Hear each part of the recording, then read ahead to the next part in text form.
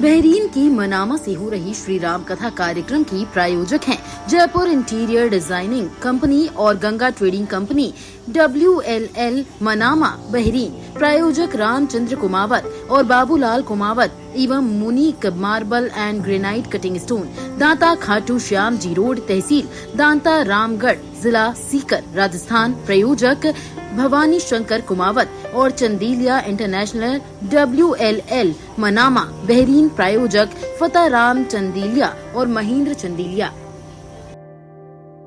नमस्कार, इसका India TV में आप सभी का स्वागत है और मैं हूं आपके साथ भारती लोधी।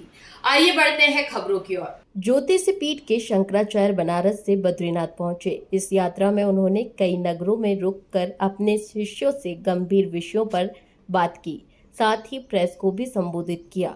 गौ रक्षा हो, वक्फ कानून हो या फिर पलगांव हत्याकांड हो, सभी विषय पर उन्होंने खुलकर अपनी राय रखी। क्या कुछ कहा, आइए सुनते हैं। हम लोग गौ माता की रक्षा के लिए, उनके प्राणों और उनकी प्रतिष्ठा की रक्षा के लिए एक बड़ी मुहिम गौ प्रतिष्ठा आंदोलन चला रहे हैं। आप पकड़ लीजिए,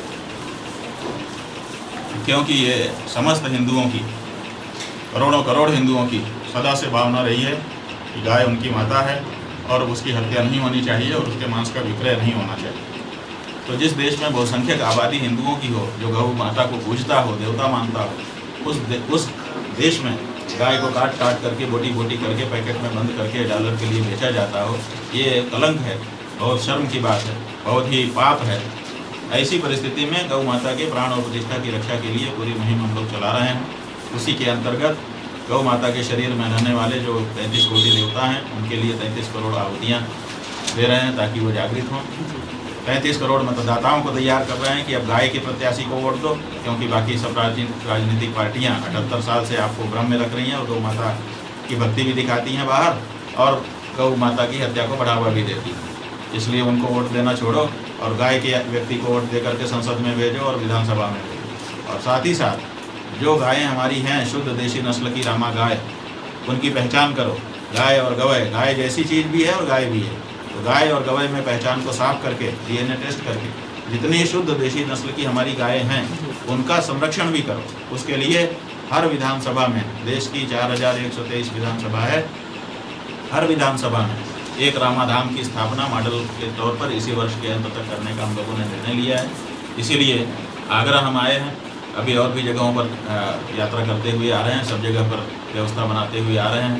आगरा की हमारी जो 2 सांसद हैं, धर्मांसद हैं, डॉक्टर दीपिका उपाध्याय जी हैं, इनको ये दायित्व हम लोगों ने दिया है कि आगरा के जितने भी विधानसभा क्षेत्र हैं संसदीय क्षेत्र के अंतर्गत, वहाँ पर एक एक गौ विधायकों की नियुक्ति करिए और हर विधानसभा में मॉडल के तौर पर, पायलट प्रोजेक्ट के तौर पर एक रामाधाम जिसमें 100 गायों के लिए बहुत प्रतिष्ठापूर्ण ढंग से निवास की व्यवस्था हो ताकि वहाँ पर सेवा हो सके।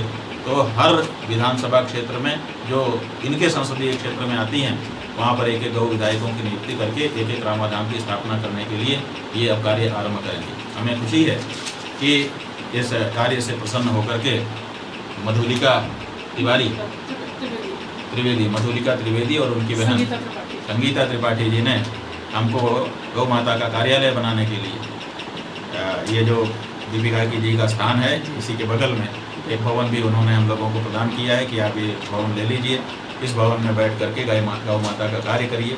इसीलिए हम लोगों ने उस भवन का नाम गोपाल जी भवन रख दिया है और उसमें व्यवस्था बन रही है। जल्दी ही व्यवस्था बन जाते ही कार्यालय यहाँ गौ माता का आरंभ हो जाएगा। और ये 5 कितनी विधानसभा जो भी विधानसभा है, 8 होगी, 7 होगी, 9 होगी, उतनी विधानसभाओं में उतने गौ विधायक तैयार होंगे और वो एक एक रामाधाम का निर्माण पायलट प्रोजेक्ट के तहत करना शुरू कर देंगे। तो इसमें सब लोग सहयोग करें, यही हम लोगों से भी कहना चाहते हैं, आप सबके माध्यम से। इसी के लिए भी बोल रहे हैं, भारत का कानून आज़ादी देता है, चाहे केरला का हो, चाहे बंगाल का हो, चाहे महाराष्ट्र का हो, चाहे मध्य प्रदेश का हो। हमारा संविधान आत्मरक्षा के लिए हमको भी प्रति प्रहार करने की अनुमति देता है। किसी भी दशा में अपने आप को बचाने के लिए हमको अधिकार है। आत्मरक्षा हमारा अधिकार है, संविधान प्रदत्त अधिकार है। चाहे वो मुर्शिदाबाद के हिंदू हों और चाहे कहीं के हों, चाहे मुसलमान हों, हर व्यक्ति को देश में आत्मरक्षा करने का अधिकार है। आत्मरक्षा का मतलब केवल शरीर की रक्षा नहीं है, अपने मान बिंदुओं की रक्षा के लिए, हमारी बहन है, हमारी माँ है, हमारे परिवार का कोई व्यक्ति है, अथवा हमारा प्रतीक है जिस पे हमारी आस्था टिकी हुई है, उन सब की रक्षा करने का हमको अधिकार है। भारतवर्ष के हिंदुओं के लिए संदेश आ रहा है, क्या वक्फ बोर्ड धार्मिक संस्था है या संवैधानिक संस्था है? एक बड़ा सवाल आ रहा है इस पर। वो तो सरकार के द्वारा बनाई गई संस्था है, संवैधानिक संस्था है, इसीलिए तो सरकार उसमें अमेंडमेंट ला रही है, इसीलिए तो सरकार उसमें अपने पसंद से लोगों को नामित कर रही है। इसके बाद भी कोई समझे कि वो धार्मिक संस्था है तो उसकी मूर्खता है।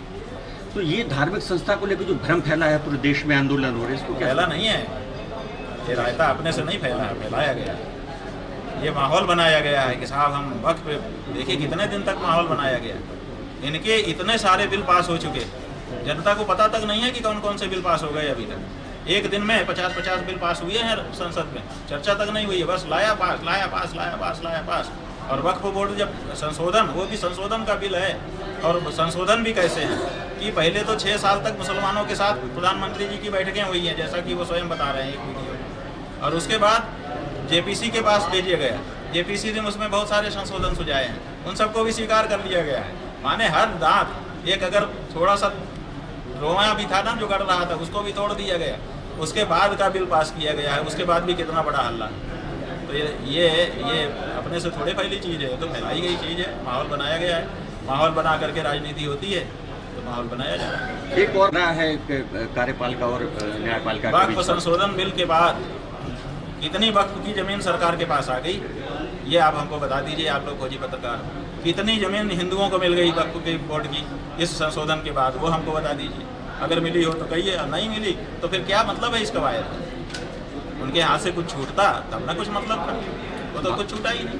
बल्कि 2000 को स्थापित करना चाहिए। जबलपुर जो संसदीय क्षेत्र है, यहाँ पर 8 विधानसभाएँ हैं, 8 विधानसभाओं में 8 रामाधाम तत्काल बनाने के लिए जब आवश्यकता है, तो यहाँ के जो हमारे गौ सांसद हैं, गौ विधायक हैं, उनको हमने बुलाया है, उनसे चर्चा करना है, और जल्दी ही यहाँ पर गाय और गौए की पहचान करते हुए गायों के लिए रामाधाम की स्थापना करने का हमको कार्य करना है। तो इसके लिए आना जरूर, बिना आए उतना अच्छे से नहीं होता है, टेलीफोन से सब बात नहीं हो पाती, इसके लिए आना पड़ता है। आगामी जो कदम होगा क्या होगा शुक्राचार्य जी का इससे पूरे? ये कोई सामान्य घटना थोड़े है। आपकी सुरक्षित जगह में अचानक ऐसे कुछ लोग आते हैं, बड़े बड़े हथियार लेकर के आते हैं और घटना करके आराम से चले जाते हैं। ऐसा तो कहीं नहीं देखा गया कि कोई ये करे। कहीं पर अचानक कोई आ जाता है तो कम से कम आने के बाद उसको पकड़ लिया जाता है, नहीं पकड़ पाए तब तक घटना करते समय उसको रोंद लिया जाता है। लेकिन यहाँ तो बाकायदा आते हैं बड़े बड़े हथियार लेकर के लोग, और एक नहीं कई, और वो बाकायदा लंबे समय तक 2000 से ज़्यादा लोग जिस एरिया में बिखरे हुए हैं उनके बीच में आते हैं, आकर के लोगों को बाकायदा पूछते हैं, कपड़ा निकलवाते हैं, ये करते हैं, वो करते हैं, लाइन लगवाते हैं और फिर मारते हैं, और एक के बाद एक जाने कितने लोगों को मारते चले जाते हैं, और उसके बाद आराम से सुरक्षित होकर के निकल भी जाते हैं। ऐसा कभी देखा है आपने? लोग हल्ला मचा देते हैं, पकड़ दकड़ हो जाती है, मारपीट हो जाती है, यहाँ तो कुछ हुआ ही नहीं। ये क्या मतलब? इसका मतलब है कि कुछ गड़बड़ी है। कौन उनको आने दे रहा था? आखिर किसने आंखें बंद की उनके आते समय, उनकी वारदात करते समय और उनके जाते समय? कोई तो होंगे। तो सबसे पहली ज़रूरत इस समय है कि जो लोग इसके लिए दोषी हैं, चाहे तो दोषी हैं, चाहे तो उनसे चूक हुई है, चूक भी एक तरह का दोष है क्योंकि प्राण गए हैं अनेक लोगों के, तो उनको पकड़ा जाना चाहिए। पहला काम वो होना चाहिए कि ये आखिर ये किसके कारण हो चुका है।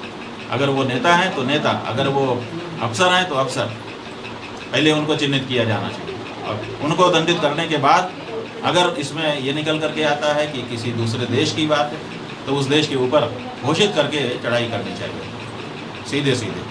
ये कोई छोटी घटना नहीं है। आप हमारे एरिया में आ जाते हैं और हमारे लोगों को जो वहाँ पर खुशी मनाने के लिए गए थे अपने इष्ट मित्रों के साथ, आप उनके साथ, और वो भी अलग से छांट करके कि कौन कौन हिंदू है। आप क्या समझते हो, ये कोई छोटी घटना है? तो इसलिए जिन लोगों के दायित्व में ये सब होने दिया गया, अगर उनको नहीं पकड़ते हैं तो हम समझते हैं कि पूरे संसार को इसके बदले में वो नेस्तनाबूद कर दें, तहस नहस कर दें, तब भी हम समझेंगे कि उन्होंने किसी को तो बचाया, सरकारी और तरफ- जो असली दोषी था उसको बचाया। सरकार की तरफ से कई तरीके की कार्रवाई करने की बात की जा रही है। हाँ, कई तरह से कार्रवाई में सबसे पहली कार्रवाई है कि सिंधु नदी का जल रोक दिया जाएगा पाकिस्तान जाने से। हमने पता किया कि सिंधु नदी का जल रोकने की क्या व्यवस्था भारत सरकार के पास है, तो पता चला कि सिंधु नदी का जल रोकने की कोई व्यवस्था ही नहीं है भारत सरकार के पास। और अगर भारत सरकार सिंधु नदी का जल पाकिस्तान में जाने से रोकने के लिए व्यवस्था करना शुरू करे तो कम से कम 20 साल लगेगा। तो पैसा कितना लगेगा वो तो छोड़ ही दो, 20 साल का समय कम से कम लगेगा, तब सिंधु नदी का जल रोक पाएगा भारत अपने यहाँ। और आप कह दे रहे हैं हम सिंधु नदी का जल रोक देंगे, मतलब वैसे आप क्या कर रहे हो आप? इसका मतलब है कि जनता को मूर्ख बनाया जा रहा है। इसकी नाकामी मान से है, हाँ, इसकी नाकामी मान। वही तो हम कह रहे हैं कि जिसकी नाकामी है उसको पकड़ो, किसी न किसी की तो है। यही तो हम कह रहे हैं, वो जांच करके पता चलेगा। अगर हम जानते तो अभी तक हम गला पकड़ लेते उसका। हमको सहन नहीं हो रहा है जिस तरह से हमारे लोगों के साथ ये घटना की गई है। कौन पूरे 140 करोड़ लोगों का उबल रहा है भारत देश के, किसी को आप मत समझो, सब हर व्यक्ति उद्वेलित है। अगर पता होता कि इसके कारण हुआ है तो अभी तक उसको पकड़ लिया जाता, लेकिन जो उसको बचाने की कोशिश हो रही है, पकड़ने की कोशिश नहीं हो रही है, यही दुख की बात है। कल का जो दुख था वो उनके जाने का और उनके साथ अन्याय का दुख था। आज का दुख ये है कि दोषियों को, जो अपने अंदर के दोषी हैं, उनको पकड़ने की कोशिश नहीं दिखाई दे रही है, बल्कि उनको बचाने की कोशिश दिखाई दे रही है।